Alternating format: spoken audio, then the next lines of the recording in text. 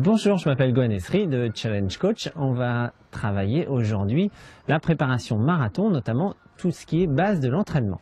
Alors donc il y a pour moi trois clés essentielles pour progresser et avoir les bases d'entraînement en marathon.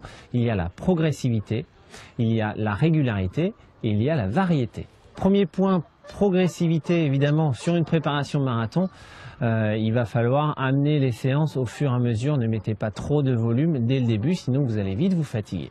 Concernant la régularité de vos séances, il faudra évidemment étaler vos séances le plus possible dans la semaine, ne pas tout mettre en début de semaine par exemple et ne plus rien faire pendant 2 semaines. Régularisez vos entraînements. Et donc le dernier point qui pour moi est essentiel, la variété des entraînements, l'allure par rapport à votre VMA. VMA, c'est la vitesse maximale aérobie. À savoir, c'est la consommation maximum d'oxygène que vous êtes capable d'emmagasiner, retranscrit en km/h.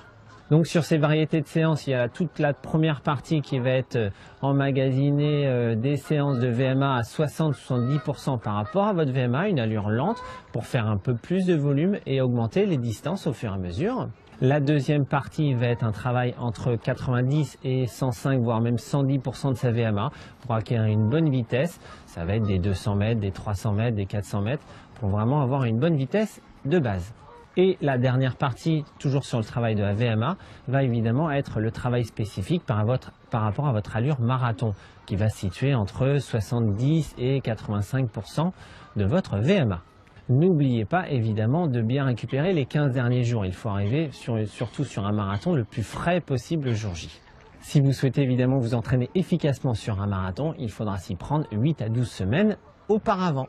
Vous savez désormais quelles sont les bases de l'entraînement pour une préparation marathon.